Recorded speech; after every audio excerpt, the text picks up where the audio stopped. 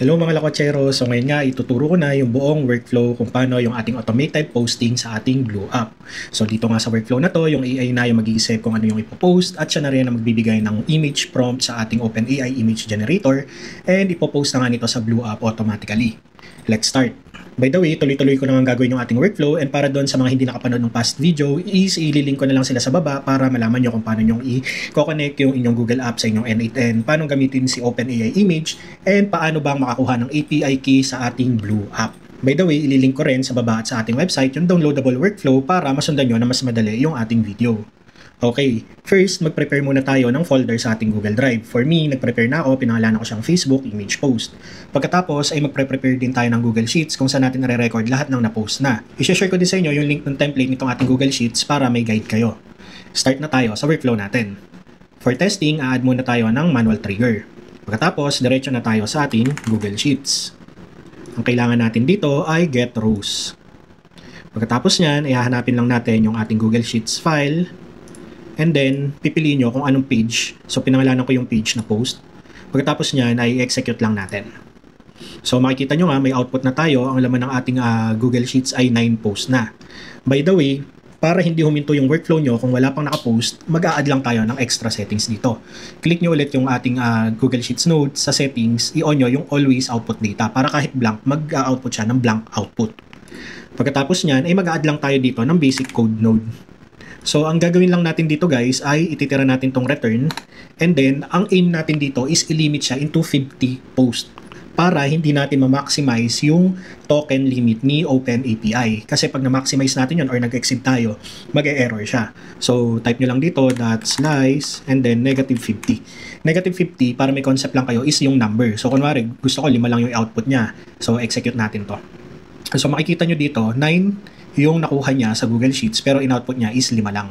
So again, ang safe is meron lang tayong 50 posts na ipapasa sa ating AI.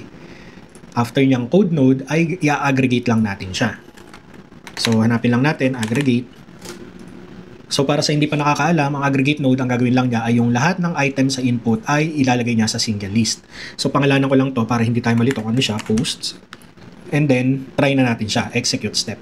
So kung makikita nyo, from 9, since nilimit natin siya ng 50, 9 pa rin siya, hindi pa tayo nakarating ng 50. And then dito, isang output na lang yung ipapasa natin sa AI natin. For the reason na pag 9 pa rin yan, 9 times siyang gagawa ng prompt ng image at saka ng post. So ayaw naman natin yun. Kaya, in-aggregate natin siya para isang output na lang. After that, gagawin na natin yung AI agent natin.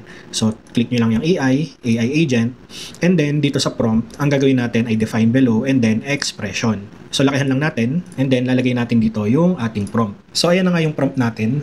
Very niche yung prompt natin. So, depende sa niche nyo, baguhin nyo siya. Ang sinabi ko lang dito ay isa siyang social media assistant for an automated focus page. And ang trabaho niya is magbigay ng automation tip of the day. And then, sinabi ko rin sa kanya na i-review muna niya yung last 50 posts provided kung meron man. And then, mag-create nga siya ng bago na hindi kamukha ng previous post natin. Guys, ang mahalaga dito ay ito. Kailangan yung sabihin sa kanya na may dalawang output. The first one is post text, which is ito yung ipopost niya na tip of the day. Pangalawa is image prompt. So ito rin guys is depende sa niche nyo. So ito nga, inilagay ko lang sa kanya is a descriptive futuristic AI image prompt. Kasi nga automation yung niche natin. So medyo futuristic yung gusto natin. And then dagdagan nyo lang siya dyan kung ano yung mga gusto nyong guide niya sa paggawa ng prompt.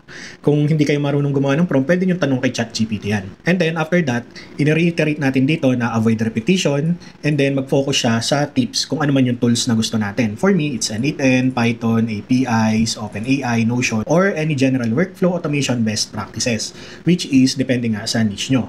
And then dito na sa part na to, nakalagay ay here are the latest 50 prompts if any. So dito na natin i-drag yung galing sa aggregate node natin, and then pag nandyan na guys, mapapansin nyo, puro object yung nakalagay dyan. Ang gagawin nyo lang dyan ay dadagdagan nyo yan ng .to JSON string. So click nyo lang yan. Ayan, makikita nyo, ilalagay na dyan yung mga previous post para mabasa ng ating AI. And then mahalaga nga, isabihin natin kung ano gusto nating output. Dito guys, gusto natin siyang i-output ng dalawang magkahiwalay. Isang post text na ipapasa natin mamaya sa Blue App natin, and then isang image prompt na ipapasa natin sa OpenAI image generator. Pagkatapos niyan ay pwede na tayo mag-add ng chat model dito. Sa chat model, ang gagamitin ko lang ay si OpenAI chat model, and then sa model na to, ang the best for this is 4o. Type nyo lang 4o. then GPT-4o. So yan yung latest ni OpenAI and siya yung very creative talaga. Kaya yun yung pinipili ko. Pagkatapos yan guys, buksan ulit natin si AI agent natin and then kailangan lang natin na ma-sure na yung output niya is tama. Kaya maglalagay tayo na dito ng require specific output format to be safe. Makikita nyo may additional plus button na dito, mag-add lang tayo sa kanya and then click structured output parser. And then dito nga guys, may default siya na ganyan. Ang gagawin lang natin is i-reiterate natin sa kanya yung binigay natin na format kanina. So paste nyo lang dyan yan. So ayan nga yun, image post text and image prompt. Also nga guys, kahit binigay na natin yan, minsan nagkakamali pa rin sa AI. So to be extra safe, naglalagay pa ako dito ng autofix format and then model, which is OpenAI ulit. Pag clinic natin yan, ang gagamitin ko na lang dito guys ay si 3.5 turbo. Kaya nga yan ang pinipili ko kasi mas tipid siya kaysa sa K4o and suitable na siya sa task na pag-check ng output format. So back na nga tayo sa canvas natin. Clean up ko lang to para makita natin lahat. Ayan. And then pwede na natin siyang i-test. Run na natin siya. Ayan. So tingnan natin yung output niya. So dito guys, makikita natin, sulitan ko lang to and then i-format JSON natin. Dito sa AI, ayan, dalawa yung binigay niya, isang post text at saka isang image prompt. Since tama na yung output natin, pwede na nating isunod yung AI image generation. Ang gagawin ko lang guys, para hindi tayo gumastos sa paggawa ni AI, ipipin ko muna lahat to. So iselect nyo lang lahat yan and then click nyo yung P. Pero minsan hindi gumagana pag nakapin din yung code and aggregate. So para i-unpin, select nyo lang rin yan and then click nyo yung P. Pagkatapos ay ready na nga tayo na gawin yung ating image generator. So add lang tayo ng node, HTTP request ang gagamitin natin.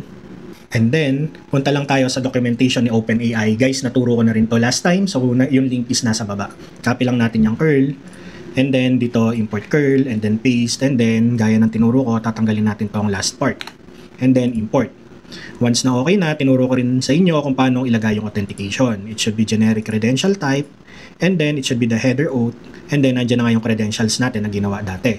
Pwede na nga natin i-off yung send headers.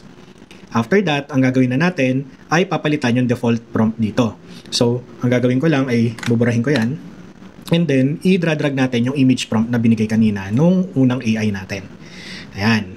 So, makikita nyo, ayan na siya. Siya na ang nagbigay ng prompt para gumawa ng image. Iraran na lang ngayon natin siya. So, let's try to run it. Medyo matagal to guys, so i-post ko muna and then balik ako pag okay na. So, ayan na nga guys, may output na tayo. So, makikita nyo, hindi pa yan yung image gaya ng tinuro ko nung nakaraan. Kailangan pa natin siyang i-convert. So, back lang tayo and then ibaba ko lang para mas makita natin mabuti. Ayan. Ayan. And then, ipipin ko lang siya para habang nagtetest tayo is hindi tayo gagastos ng gagastos. So, add tayo dyan and then convert file. Gaya ng tinuro ko nung nakaraan. Convert file lang yan. Ang kailangan natin ay base64 string to file. And then, dito nga sa base64 field, idadrag lang natin yung base64 JSON dito. And then, dito, pangalanan lang natin image para hindi tayo malito na image siya. And then, we can execute this setup. So, ayan na nga. Pwede na nating i-view. Ayan na yung ginawa niyang post.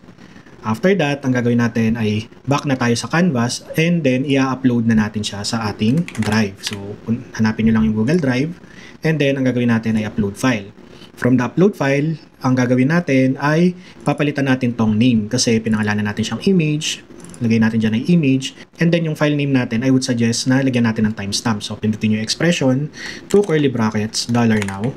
And then, ayan na nga, ibibigay na niya yung time dyan. And then, nilalagyan ko lang ng suffix. Bahala na kayo kung gusto nyo lagyan. FB post. Ayan.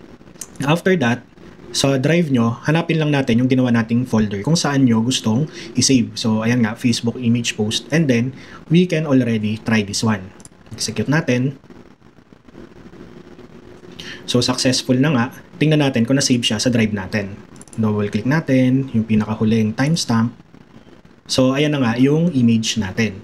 Balik lang tayo sa workflow natin, back to canvas, and then ipipin ko lang ulit siya para hindi na siya mag-run ulit, hindi siya mag-save ng mag-save sa ating Google Drive. And then, ida-download nga ulit natin yung in-upload natin. So, add lang tayo dito ng drive, and then, download. So, kung tatanong nyo, bakit in-upload natin tapos da-download ulit natin? For me lang kasi, gusto kong ma-sure na nag-save siya sa drive bago natin siya i-upload sa ating Blue App. At least, kung mag-error pa lang sa saving sa drive, hindi na siya magtutuloy sa mga next step. So, having said that, dito nga ay download and then, ang kailangan natin dito ay by ID. Kasi dito, makukuha na natin sa left side yung ID, dra-drag lang natin yan. And then, pag in-execute natin yan, ida-download niya yan. Tapos pag-view natin, exactly kung ano yung in-upload natin kanina. After that, pwede na tayong mag-add ng ating Blue App, which is tinuro ko na sa inyo kung paano kumuha ng API key niya. Hanapin lang natin yung ating Graph API dito. And then, ang request natin would be post. And then, yung version would be always the latest. And then, last time nga, sinabi ko sa inyo na kunin nyo na yung inyong page ID. So, paste ko lang dyan. Sa Edge, ang gagamitin natin ay photos. So, since mag-post nga tayo ng image, i-on natin itong binary file. And then, ang kailangan natin makuha dito ay yung binary. So, dyan sa task guys, click nyo yung binary. And then, itong red, yun yung magiging file name niya. Lagay nyo lang dyan. So, data. And then, the next step is para ma-post na natin yung binigay na text ni AI, mag-a-add tayo dito ng query parameter, add parameter, and then message. And then, dito sa value, balik lang tayo sa schema, minimize natin to, hanapin natin yung AI agent. Kasi nga kanina, pinahiwalay natin yung post text. So, pwede na natin siyang i-drag and drop dyan. Pag nilakihan natin, makikita natin na yan yung binigay niyang post text. After that, pwede na natin siyang i-test. Execute setup lang natin. Once okay na, magsasabi na successful and bibigyan kanya ng ID and post ID. So, double check nga natin, pero bago yon ipipin ko lang muna to para hindi na tayo mag-post ng marami kay ating Blue App. So, check nga natin yung ating page. Re-refresh ko lang to. And then, minimize ko lang to ng konti. And then, dito, ayan na nga yung image natin. Posted just now. Public siya. And then, posted siya by our N8N Social Media Agent. Okay. Hindi pa dyan nagtatapos guys. Kasi, ang kailangan natin ay i-record siya doon sa ating Google Sheets para hindi maduduplicate yung post niya in the last 50 posts. Okay, let's do that. Balik tayo sa workflow, and then add ulit natin dito si Google Sheets natin. Ang gagawin naman natin ay yung append row in Sheets. So, click natin yan. Ang gagawin lang natin ay hahanapin natin yung ating Google Sheets, and then hahanapin natin kung anong page ulit. At pagkatapos, dito guys, kukunin niya lahat ng column na kailangang i-fill up. So, sa date, lalagyan lang ulit natin siya ng timestamp by clicking expression here, double curly brackets, and then $now. Para alam natin kung kailan siya pinost. Pagkatapos nun, sa post, ito yung binigay sa atin ng AI agent. So, drag lang ulit natin siya from our AI agent and then drag natin sa post. So, makikita natin, ayan na siya. After that, dito naman tayo sa image link. So, minimize lang natin to. Ang image link guys ay nandito sa upload file. Sa upload file, ang hahanapin nyo dyan dito ay yung may nakalagay na web view. Lakihan ko lang. So, lakihan ko lang guys para makita nyo. Ayan, yung may nakasulat na web view link. So, siya yung i-drag and drop natin dito. Ayan. So, ulitan ko lang ulit dyan. So, ang last nga natin is yung post link. So, guys, this is a general URL ni Blue App. So, lagay lang natin expression and then i-paste nyo to. Lakihan ko lang para makita nyo. So, ayan nga. Ito yung general URL ni Blue App. Kailangan natin ilagay yung page ID dito and post ID naman dito. So, guys, gaya nga nasabi ko, kinuha na natin page ID natin nung nakaraan. So, ayan na siya. I-paste nyo lang dyan. Sa post ID naman, ay papalitan lang natin siya. Which is this one, yung output ng ating Graph API. I-drag and drop lang natin siya dyan. And then, mapupunta na dyan yung post ID every time na nag-post siya sa ating Blue App. So, close lang natin yan and then we can test this node. Execute natin siya. And then yan, successful na nga. We can double check it now sa ating Google Sheets. So, tingnan natin. Ito yung latest. So, ito nga daw yung ginamit na post. Tapos, ito yung link sa Google Drive. Click natin siya kung match. So, yan guys. Yan nga yung pinost niya. So, match siya. And then, yung link nung post natin. So, pag click nyo yan, dadaling ka na niya sa Blue App and then doon sa specific post na ginawa. So, yun nga yung complete workflow natin on automated posting sa ating Blue App. So, guys, ulitin ko lang, lahat ng previous video na related dito, I will be linking below. Also, isasama ko rin yung download link ng workflow na to para mas madali nyo masundan. And also, isasama ko na rin yung Google Sheet template para may reference kayo. So, hanggang dyan nga muna sa ngayon, mga lakwacheros. Tandaan, less manual work, more lakwatsa.